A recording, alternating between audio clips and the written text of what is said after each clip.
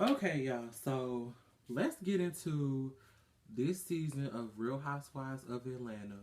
And since I missed a couple episodes, I just thought it would be fair if I just go ahead and like grouped in everything that's been happening so far. And then we'll start doing episode by episode. I believe we like on episode 5. I could be wrong. I feel like I'm not. Because it's episode 5. So let's get into it, season 8. First of all, okay, so Nene is not a part of this season. And at first, like, that really didn't bother me because, like, I left last season really not caring for Nene Leakes. Like, and that's a lot for me to say because I've always been a Nene Leakes fan. Like, I live for Nene Leakes. But after last season, I just was like, she's trying to kind of coming off hateful to me. I don't like to see that spirit in people. So, wait. That's just, I can't, I don't really like to see that spirit in people. So, yeah. But I can honestly say, like, after this last episode, they had her on Watch What Happens Live. I could honestly say I miss Nene. And I can't wait for her to come back for season 9. I know that she definitely is going to come back for season 9 because she's always referenced season 8 as her break season. So she'll be back. Um, I definitely feel like Kenya has moved into the position that Nene had previously as basically being the queen bee because if you notice, like, all of the events that they basically have been getting together to go to have been organized by Kenya. So her launch event, her boat trip, and then this recent episode with getting Cynthia and Phaedra Cynthia and Porsha back together, they've all been organized by Kenya. So, and I believe that the Miami trip for next week is going to be organized by Porsha and Kenya. So, I'm very much so living for Kenya in this role where she tries to be like peacemaker. I'm liking it. With speaking of Kenya, that'll segue us to Shereé and their issues or whatever. First of all, Chateau Shereé, She by Shereé. I missed Shereé. First of all, Shereé is such a like. I feel like that Bravo tried to play her because if you notice, Shereé is featured in every episode, but and she has confessional looks. She has a blog on the website. She has her picture under the official cast of the website, but she's not in the opening credit, nor does she hold a peach in the opening credits. Shereé, you need to get your lawyers involved because they tried to play you. Because if you, Shereé is supposed to be a friend of the show, like that's what they're saying. But if you notice, Shamia, who's also a friend of the show, she doesn't have confessionals and she doesn't have a blog. So, and she's not featured on every episode. So they need to get that together. I feel like it would have been wonderful to have Shereé holding a peach because I definitely feel like she deserves it. Shereé brings this season. She's bringing such a different dynamic to the show, to where she really is like the peacemaker, and she like okay in her opening with her issue with Kenya that could have went way further than what it went. But ever since then, Shereé has been like a team maker, like the basically like the comic relief. I'm living for it. Moving on from Shereé, let's go to Cynthia. I'm living for Miss Cynthia Bailey this season, and let me tell you why. Cynthia came on the show season 3. From season 3, 4, 5, and 6, Cynthia was up Nene Leakes' ass. Okay, and that season 6 reunion when her and Nene exchanged their words. Baby, season 7, I lived for Cynthia, and season 8, I lived for Cynthia. Like, Cynthia just not taking shit from nobody. And you know what? And I tell you from experience, like, when I was younger, I used to let people say whatever they want to say to me. I used to let them bully me, and I just let it go because I had a fear of conflict. I didn't like being in conflict.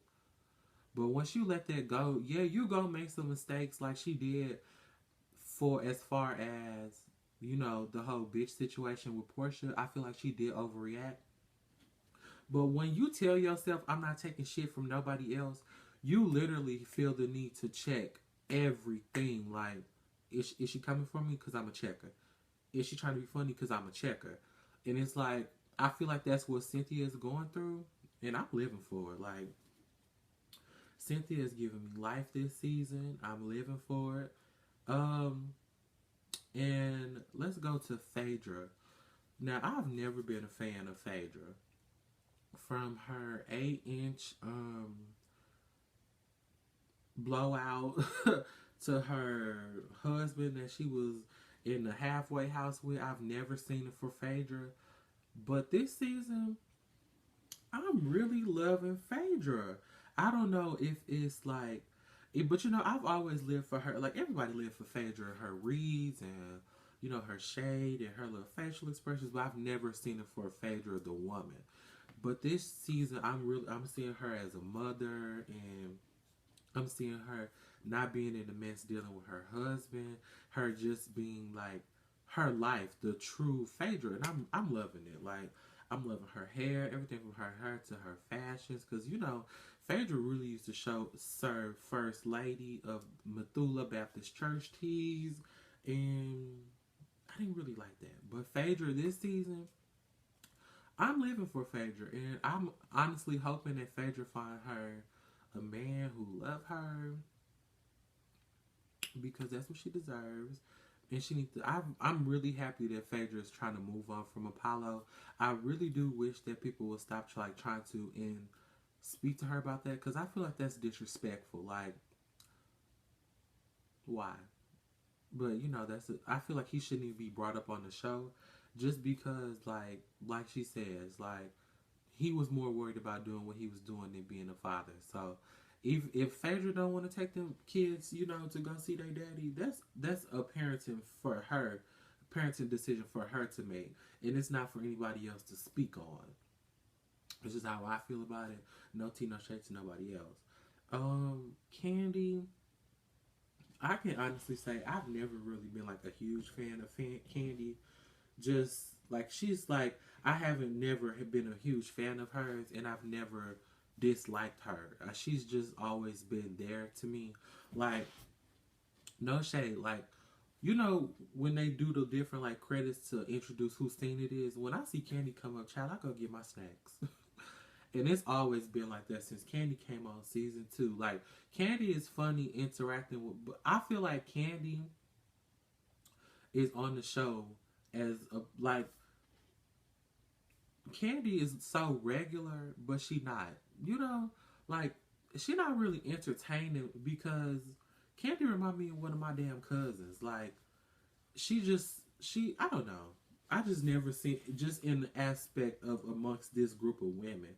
I live for Kandi's music. I've always been an Escape fan, but just amongst this group of women, Kandi too real, which is can be bad on reality TV. But what saves her is her mama, Todd, um,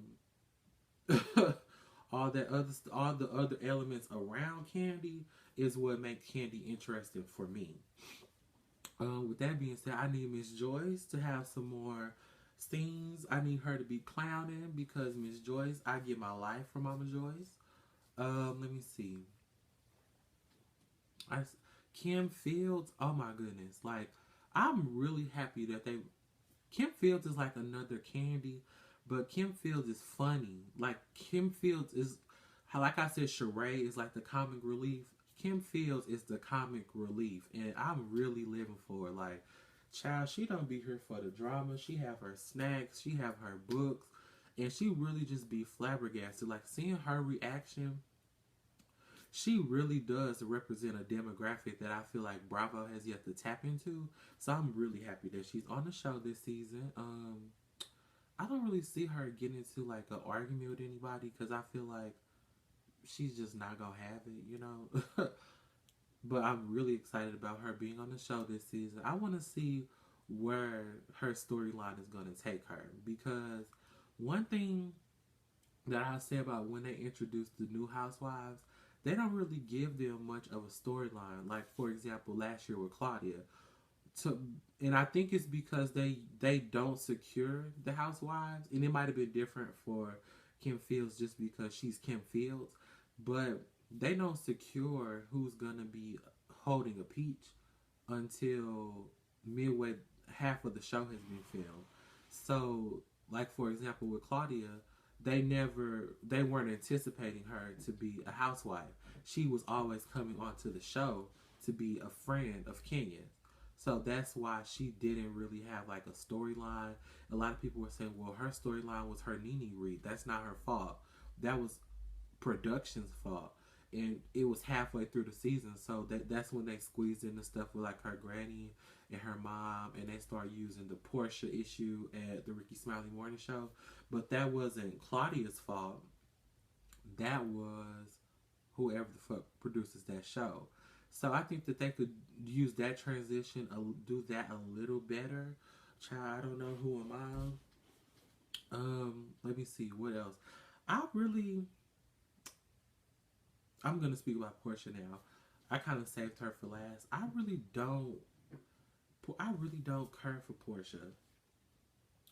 Like at first when she came on season 6, she was okay. Or was it season 5? Season 5 when Porsha came on, she was okay. You know, season 6. I think I liked Porsha the most. Season 6, fresh off her divorce. Like I didn't really care for what she did at that reunion, but I kind of knew Porsha more. But these last 2 seasons, like I really don't care for Porsha. And you know what? Porsha is really not smart. Porsha's just not smart. I don't know how else to make that sound nice, but she just does not have intelligence to me. So hearing her speak is almost like it's sad. Like hearing Porsha talk makes me feel bad for her whole family. Hosea Williams, all of them, because I'm pretty sure Martin Luther King had a dream.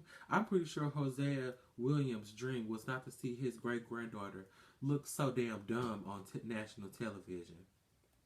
And that's the most, I'm trying to be as nice as possible. I just don't see it for Miss Porsha.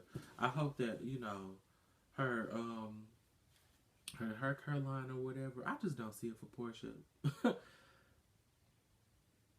I'm sorry, I just don't. Y'all go and she remind me of my friend. I had to catch myself. This girl I used to be friendly with, who just is. She's just not smart neither. I think that's probably what it is.